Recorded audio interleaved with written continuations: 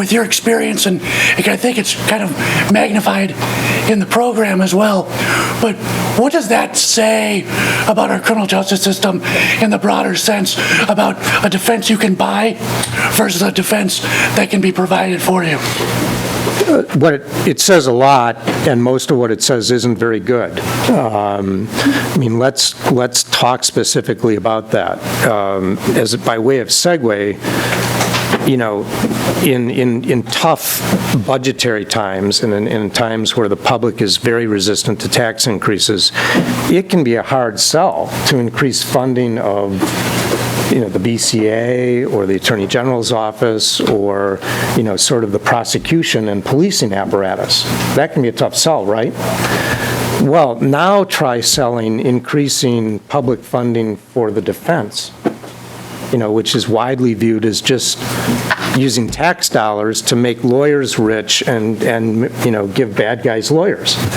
That's a tough sell for elected officials.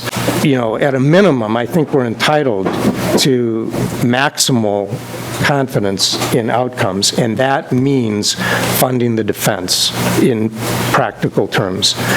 Upwards of 90% of people charged with crimes in Minnesota or in any state in this country can't afford to hire a lawyer. Upward of 90%. Look, I've got a caseload of 30 cases open at any given time. Okay, now some of those are appeals and they're in different courts, so I have some inefficiency because I may be traveling a long distance just to get to a short court appearance, all right? I don't have the efficiencies of a public defender. But I've got 30 open cases, tops, at any given time.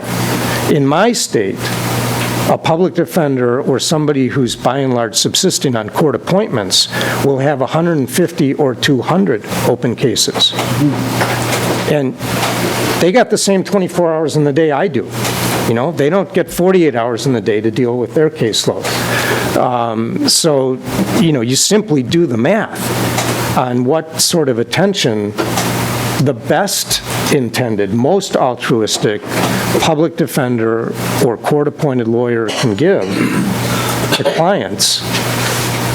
Her time is spread out across 150 people. My time is spread out across 30. And by the way, most of my clients aren't in jail before trial. They can come to my office to meet me. If I'm a public defender in Anoka County or something, many of my clients are held in jail pending trial for want of $500 to post bail or whatever it is. And now I've got to go to the jail. And that's not an optimal place either for efficient use of time or for meaningful development of an attorney-client relationship.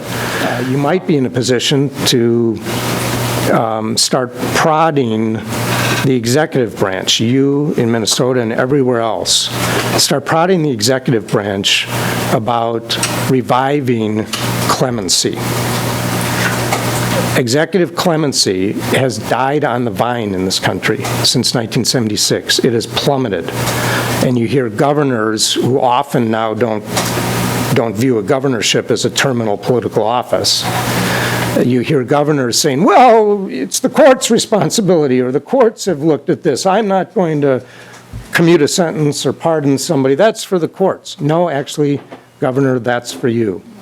That's an executive power, and the failure to use it responsibly, or the failure to at least consider using the clemency power responsibly, I think undermines or forfeits some of the dignity of the executive office.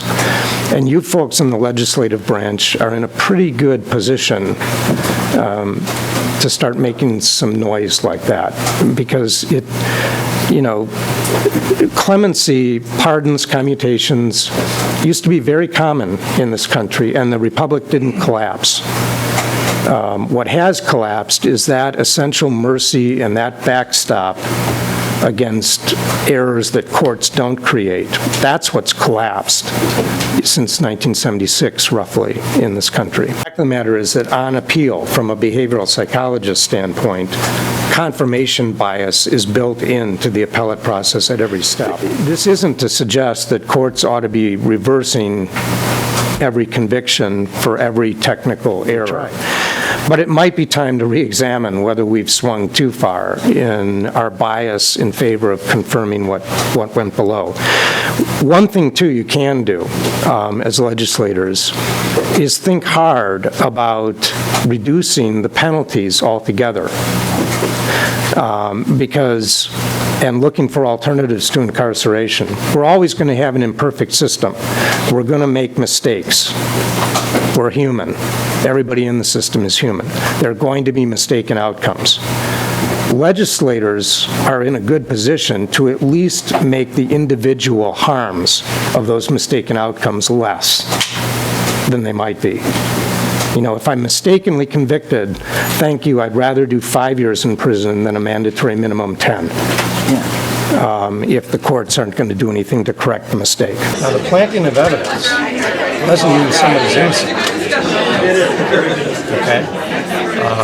But it should give us all great concern if we think it's happened about what sort of confidence we can have in the outcomes of a system that tolerates or that fosters or that doesn't catch that sort of augmentation of a case that would be dishonest. And that's kind of the point while you were here, is that that's the broader issue is, could this happen elsewhere?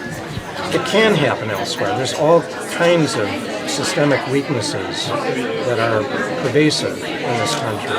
And you know, this is a good moment, I think, to not to focus so much on what exactly happened in this case, but what questions does this case raise about other cases. Are you a fan of cameras in the courtroom? I mean, if not for that, if this case happened in Minnesota, this probably wouldn't be a documentary. Are you a fan of cameras in the courtroom? Do you think it helps educate the public? I think cameras in the courtroom are a real mixed blessing, honestly. And I don't know where I land on that personally.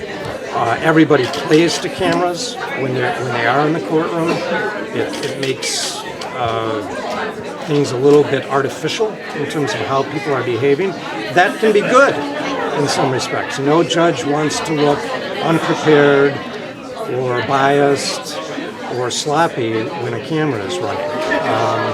But it also, produces distortions in how people react and can reduce the dignity of the proceedings, which I think still matters. There's good and bad in cameras in the courtroom, just like in most things. Mr. Strang, when's the last time you saw Stephen Avery? Middle of December. What was it like? What was the meeting about? Jerry and I went up to see him in prison just to tell him the film was coming out. He'll never get to see it as long as he's in prison, but we wanted him to know that it was coming. So that's what the meeting was about. What was his reaction? What was his reaction? He's a stoic, not terribly emotive guy. If you've seen the film, there is no other Stephen Avery. That's him. I know Representative Moline thanks, and everybody in Greater Minnesota that can't make it down here all the time really appreciates the update. I certainly do.